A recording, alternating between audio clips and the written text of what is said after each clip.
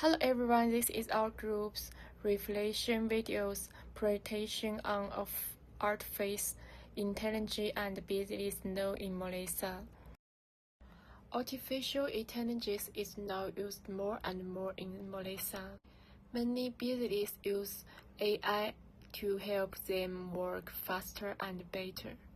In the finance sector, AI is used to check risks and detect fraud. In healthcare, AI helps doctors analyze data and support diagnosis.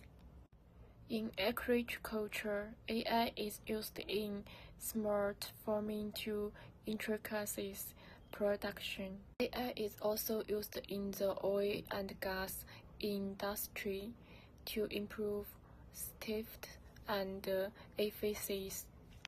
Also, AI brings many benefits. It needs a lot of data to work. This data often includes personal and business information. Because of this, AI is not only to technology issues, it's also a business law issue. When companies use AI, they must think about how data is collected, used, and protected. These problems are closely related to business law, especially data protection rules. Even though AI is growing very fast, Malaysia does not have a specific law for AI. At the moment, AI activities are controlled by existing laws, such as the Personal Data Protection Act 2010, the Contracts Act 1915, and intellectual property laws. However, these laws were made before AI became common. They were not designed to deal with AI systems that can act on their own. Because of this, businesses face legal problems. For example, if an AI system makes a wrong decision, it's not clear who should be responsible.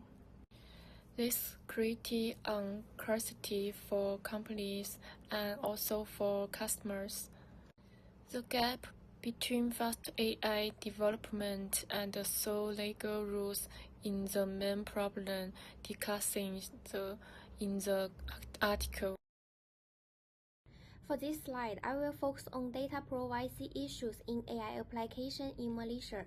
AI systems rely heavily on large volumes of personal data, especially in sections such as finance, healthcare, and digital service.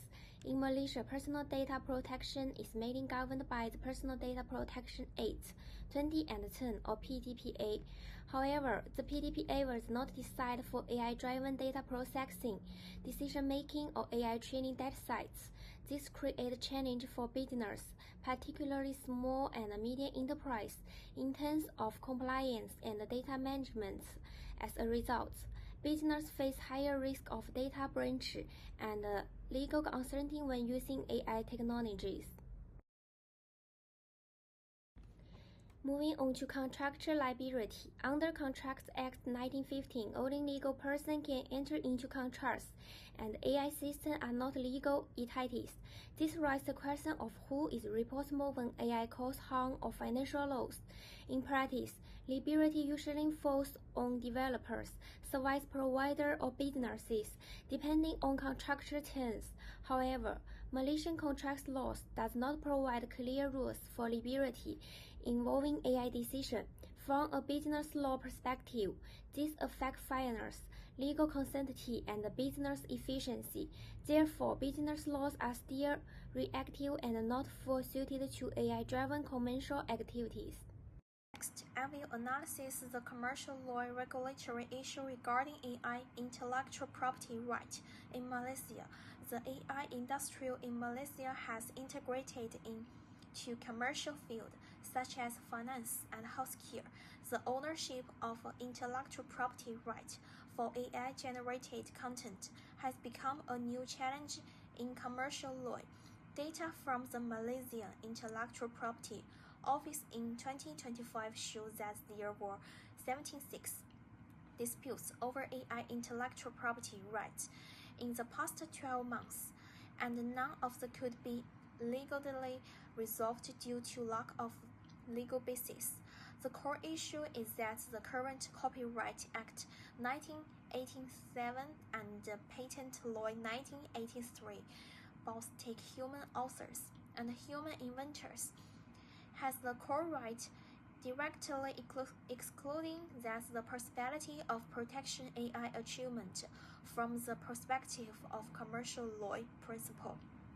When enterprise invest fund in technological development of AI and the resulting outcome lack legal protection, it not only infringes often the right and interest of the commercial entity, but also goes against the spirit of commercial law fairness. In the AI cooperation with ASEAN countries, the lack of uniform rules also hinder regional commercial collaboration.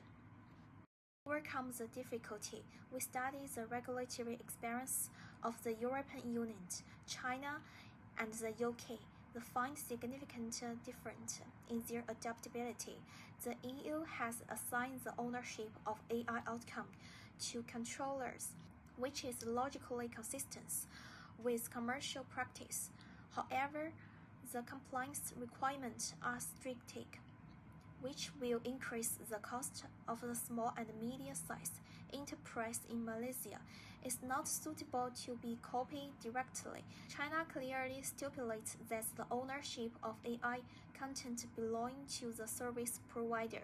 The logic of the ownership is practical, but the strict regulatory mode does not match the local situation.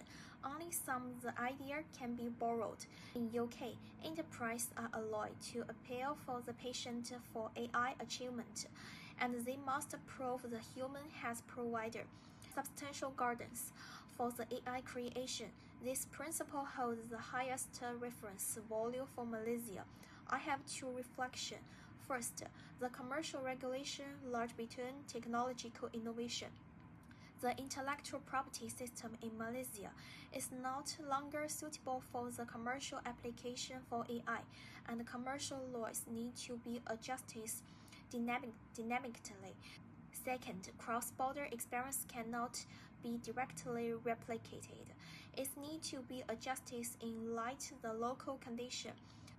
We suggest the Malaysia Intellectual Property Office formulated detailed regulation for AI intellectual property, review clearly define the right of enterprise, and simplify the registration process for the small and medium-sized enterprise.